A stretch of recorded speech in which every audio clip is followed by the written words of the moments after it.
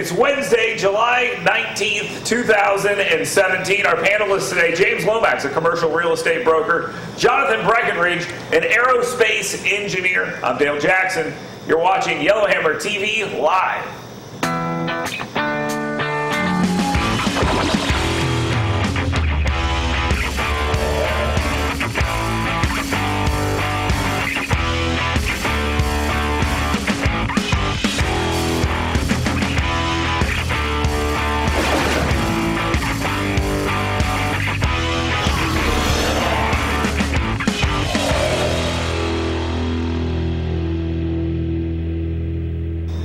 All right, let's get right into it. We have a lot to discuss today. We'll get into Robert Bentley thinking he's the best governor that the state of Alabama has ever had in just a bit. But let's start off on the national stage. You can't help but feel bad for the Republicans. They've been running on repealing Obamacare for years, almost an entire decade if you want to think about it. And the simple fact of the matter is they cannot get anything done. Failure. I mean, that's just what this is. There is absolutely no way to look at this other than an absolute failure by Republicans. Repeal and replace. You saw those clips over the last couple of days on television, and they're nailing these guys because they promised something that right now they can't deliver. And we're looking at this and watching them blame individuals like Rand Paul and others who basically said, we want a full repeal. If you can't get the job done on a replacement, do a full repeal, and then later on we'll do a replacement. James, let's talk about this repeal and replace. Let's talk about the failure of Republicans as a whole.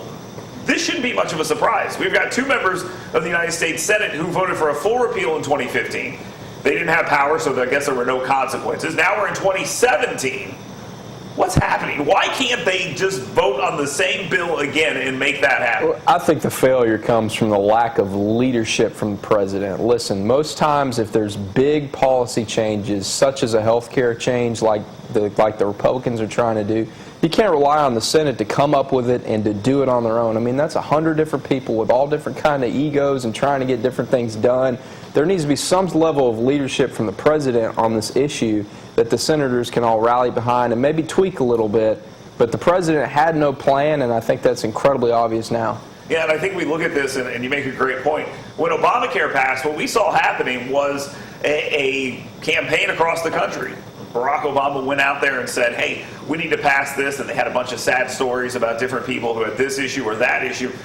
Jonathan, should the president be out in Ohio, in Iowa, and in Florida talking about this, trying to get those people who are vulnerable in 2018, maybe even some Democrats put pressure on them, at least put pressure on them to do something?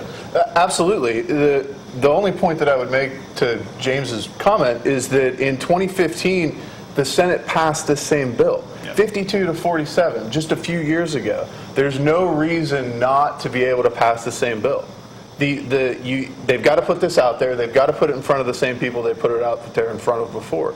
Now, yes, the president does need to be out there. He does need to be using the pulpit and to push this through the country, and he needs to be making the argument. And I do agree that he did not have a good plan coming into this. Are they frauds? I mean, Republicans, these guys are people who chase the dogs who chased the car, and they caught the car, and now they don't know what to do. And they have absolutely no plan here. And the Republicans, if they didn't want to do this, why even push this? I mean, did they think they were never going to get the opportunity to actually do this? I think it is an embarrassment. I think they wanted some sort of legislative victory coming into 2016 when, you know, they've got the House, they've got the Senate, they now have the presidency, the prize, coveted prize, finally.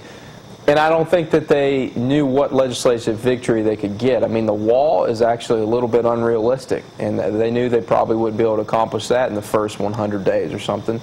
But maybe they thought they could get health care done because they, like Jonathan said, they had probably done something similar before. Maybe they thought the president had a plan. It's coming to fruition that there was no plan, and there's not much reasons behind that either. The President of the United States yesterday morning put out a tweet. This is how he likes to communicate. I've got no problem with it, really. He put out a tweet saying, let's go ahead and end the filibuster.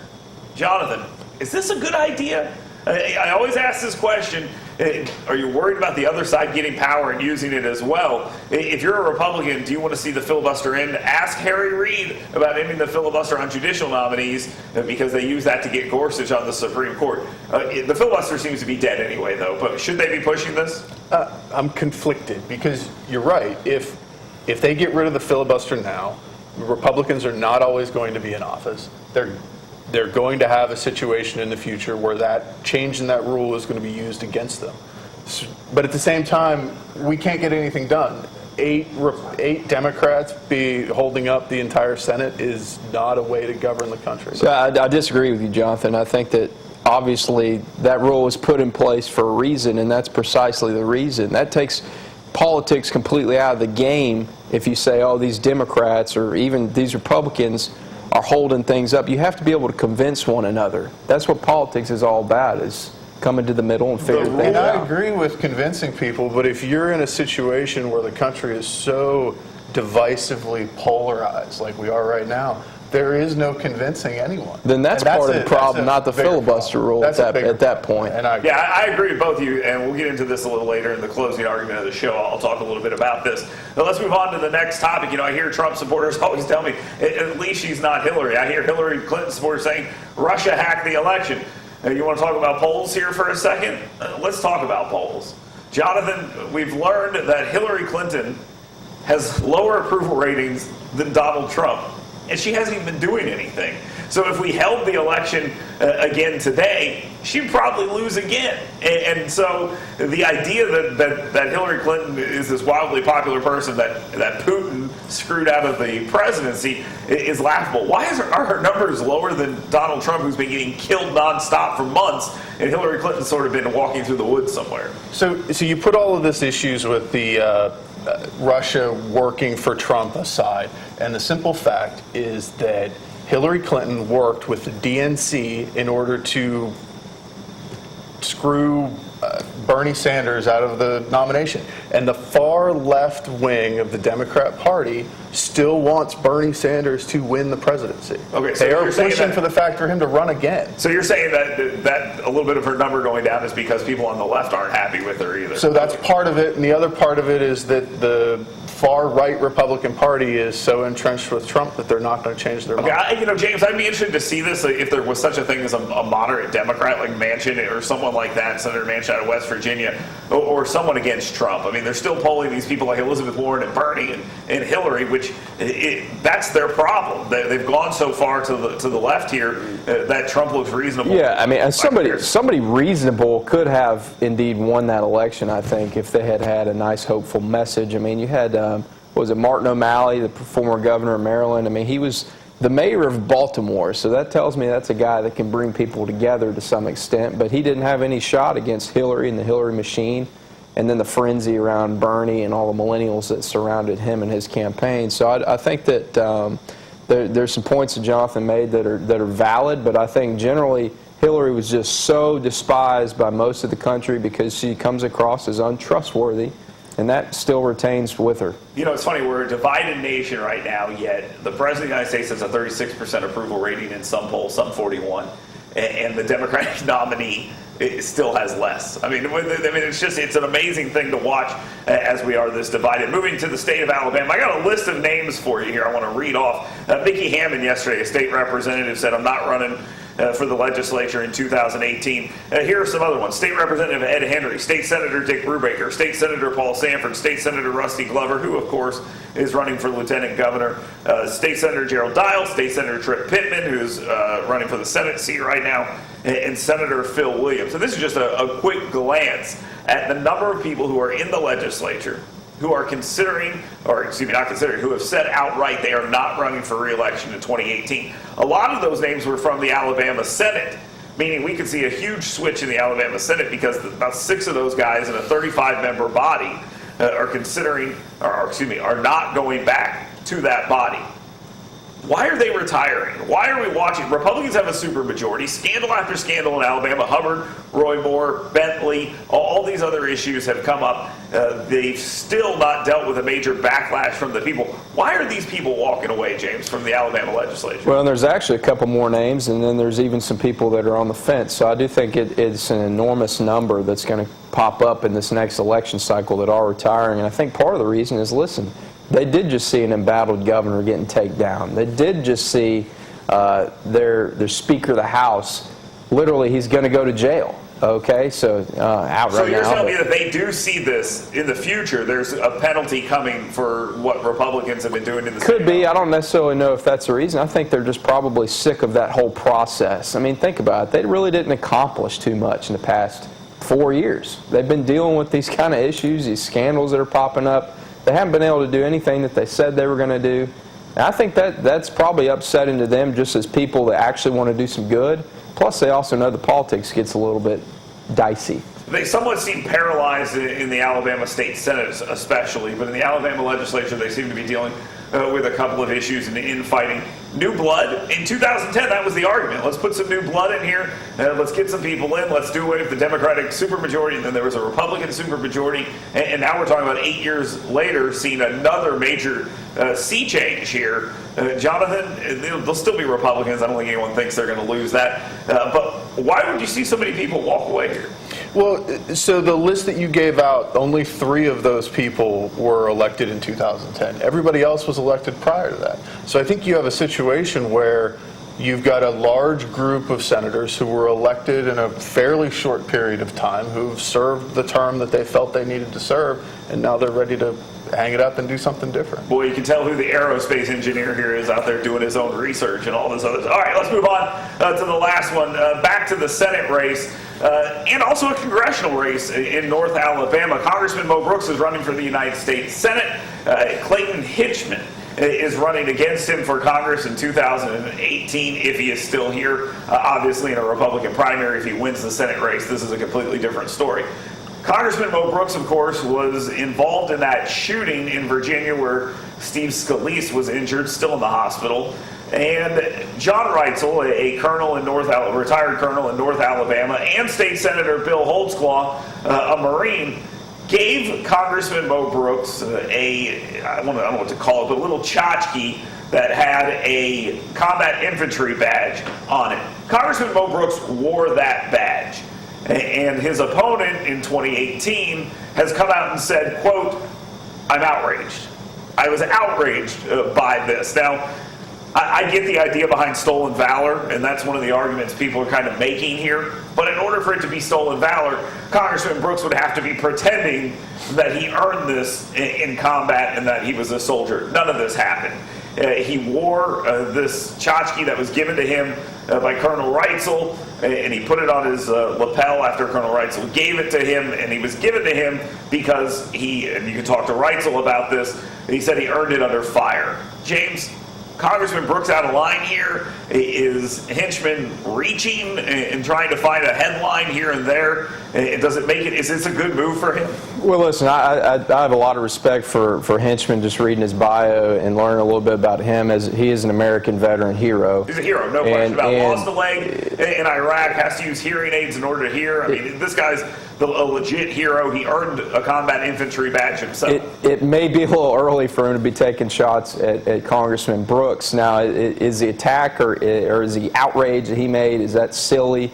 Yeah, I think it is. Now, however, is it kind of tacky for Congressman Brooks to wear around that badge? I think it is too, okay? If Steve Scalise was given somebody's Purple Heart by somebody he respects, he probably wouldn't be wearing it around at events. So I think that's somewhere, it's a little bit of a tackiness. I think Congressman Brooks could have easily said, I'm very honored you gave this to me, maybe wear it at that event, but then take it off and, put it in a nice box or something. Reitzel actually pinned it to his shirt. But he wore it times after that, though, Dale. He pinned it to his shirt. Now, I'll tell you this. I don't understand this personally because my father, after 9/11, sent a Purple Heart to Rudy Giuliani after 9/11. I didn't understand it then. I don't really understand this now either.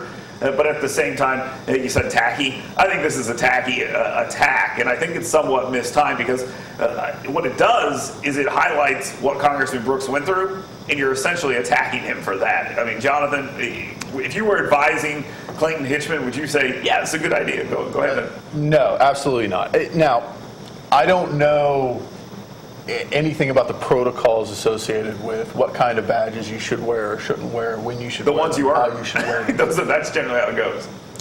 But the point is that this was a gift given to the congressman. The congressman wore it. I wasn't actually aware that he had been seen wearing it other places, so that's new information to me. But I think that it's not something that really is newsworthy at this point. I mean, yeah, there may be some outrage there, but it seems more political than anything else. Yeah, it's an attempt to grab a headline. I mean, that's what it is. Hinchman is running for office in 2018. This is a way for someone saw this. I think he got bad advice personally. Somebody saw this and said, this is an opportunity for you to put out a press release, and the media will cover this. And I go back to the quotes that Hinchman used. He said, I'm outraged, and I know people that want him brought up on charges for stolen valor. I just rolled my eyes when I read that. I mean, even if he has a legitimate argument, we've gone too far on this, right? Well, obviously it's not stolen valor, okay? In fact, Congressman Brooks was actually part of the person that put one of those laws into place about stolen valor. So I think that it's probably someone that's gone a little bit too far. I do think that obviously some veterans seem to be a little irritated about anyone. I mean, but some veterans get irritated by people even wearing, Army T-shirts. Yeah. So, I mean, it does go a little bit too far on that. I will come back to say, obviously the shooting, very unfortunate event. Congressman Brooks handled himself very well. That doesn't mean he's a combat infantryman, okay? Right, and I think that's the only argument that's being made. I mean, little kids that get shot in St. Louis aren't being given these kind of badges, either. So, I mean, there is an argument to be made there. Yeah, there's an argument to be made. Again, I would argue it's a step too far. Bad advice. Whoever gave this to Hinchman and said, go out here and make a stink of this, because people are going to remember this. And they're going to remember that this kind of tacky, to use. Does it bite him in 18? Yeah, I think it does, because Clayton Hinchman people will remember this, that he made this attack. And I'm a veteran, and I don't like to throw that card out there a lot, but when I saw this, I rolled my eyes. I just did. Now, again, I like Mo Brooks personally. I know that there's no ill intent behind this at all, and I think most people will see it that way. James, Jonathan, stay tuned. We got a lot more coming up. We'll talk about Governor Robert Bentley saying he was the best governor Alabama ever had. Yeah, we'll discuss that next. You're watching Yellowhammer TV Live.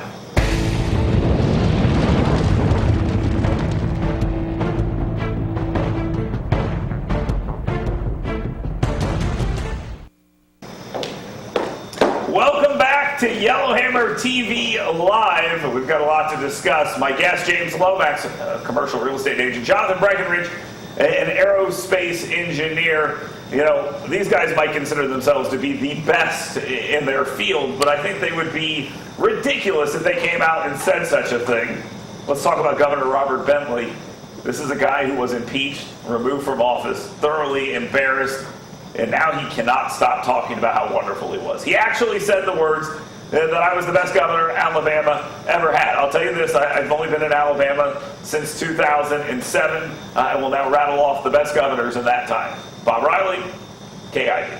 I will not say Robert Bentley because he is a joke. Jonathan, Governor Robert Bentley, the best governor in Alabama history. You buying it? Absolutely not. I mean, is this guy getting advised by Griffin? Because that's what it sounds like. By Parker Griffin? Yeah. What's the deal? There's no point in coming out and saying this. He's been thoroughly disgraced the entire time. His entire time in office has been thoroughly disgraced.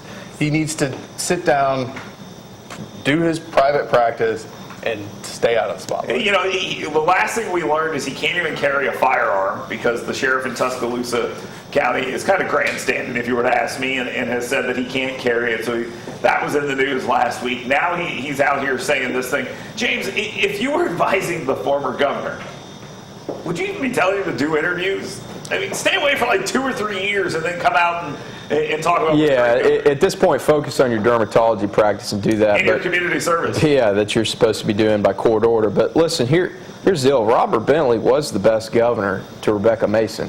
Okay, so there is that argument to be made, but he's got a lot of issues right now. He said he was the most recognized man in the state of Alabama. I think Nick Saban would probably hold that, or Gene Chizik, or whoever the coach at Auburn is. But I listen. I don't think that. I think that Robert Bentley is obviously still very angry and upset about what happened to him. He thinks that it was all politically motivated. But if you look at it, really, he adopted almost a Democratic platform after he was reelected. So he completely switched there, and he was doing some things that are really unpopular, and in his mind, they were the tough things to do. That profiles of courage type governor and that's why they knocked him out politically. And he still has no remorse for the things that he did, and it really wreaked damage to the state because he was so irresponsible. You know, it's funny, we look at this and you see that photo up right now. It's his mugshot. I mean, it's hard to make the argument that you're the best at something if you get arrested in the process. And his idea that he's the most notable or most recognizable person in the state, notoriety is not good. I mean, he's not recognized because of the great job he did. People aren't throwing rose petals at his feet. They're booing him. I mean, they are not happy with the guy. And like you said, when he was in office, he was not this strong leader. I mean, Kay Ivey recently disbanded all of these committees that he had put in place. And the reason he had put these committees in place is so he wouldn't have to make tough decisions. He couldn't get anything done, Dale. I mean, look, he wanted to expand Medicaid after his second term. He wanted to get the jails fixed. He wanted to get a lotto passed. He could not get anything done in the legislature because they did not respect an ounce of that man. And they never did, to be honest with you. I mean, you can even go back to the first term, and really Mike Hubbard was running the show, okay? He was almost running the state, him and Del Marsh. Governor Bentley couldn't get anything done. I mean, would you agree, Jonathan? Absolutely. It's just, it's preposterous to think that he believes that he's the greatest governor that the state has. You know, this is the funny thing about this story. Nobody is saying, yeah, I can see it. I mean, like, nobody is making the argument that Bentley might be one of the better governors. Well, it's an insult to guys like Jim Folsom or, you know, people that really put some infrastructure in the state and really set it on the way to the path that it went for the past 50 years. Yeah, no, again, I would look at Bob Riley, and I would say, obviously better. Kay Ivey's been in for, I think, 100 days today. And I would say she's obviously been better. Hey, she hasn't been impeached yet, so she's still moving along pretty well. So I've got family outside of the state, and they know that I follow politics. The only time that they have ever come to talk to me about politics in the state of Alabama was when they found out about Robert. Okay, so that's not good. So let's just remember that. That's not a good thing. Stay tuned. We'll talk to you about what the biggest news of the day is next. Keep it locked right here. It's Yellowhammer TV Live.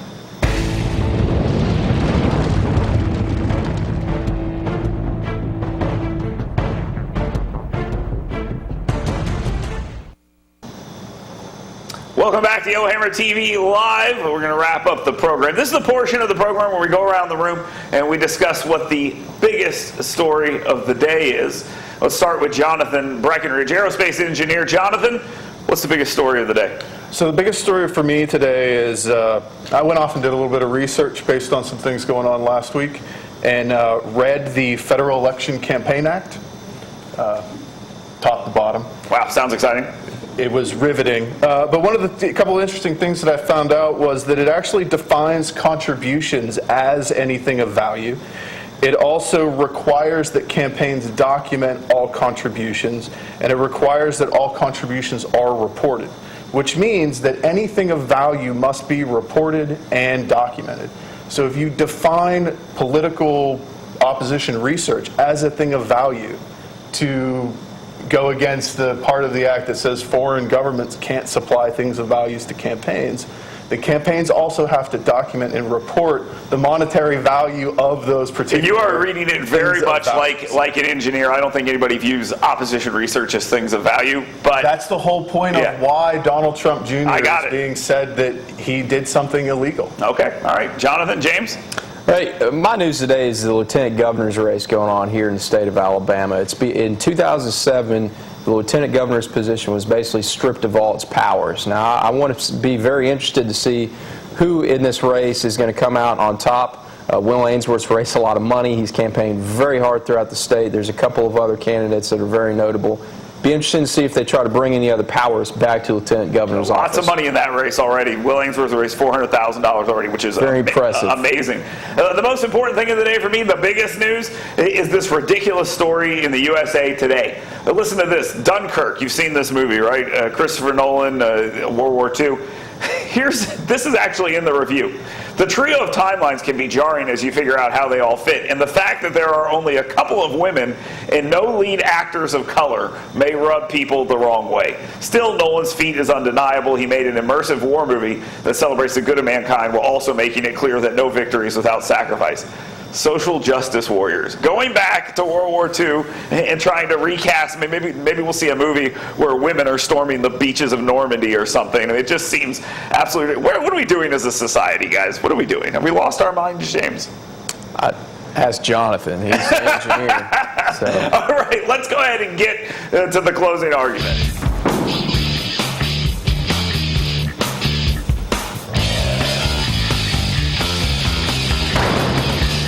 My closing argument today is based on the filibuster, and I'll just make it really quick and really succinct. You may be in favor of doing away with this thing because you're in power now, but I remind you at all times when you want to see things done with people in power that it ain't no fun when the rabbit's got the gun. We'll be back tomorrow, Yellowhammer TV Live.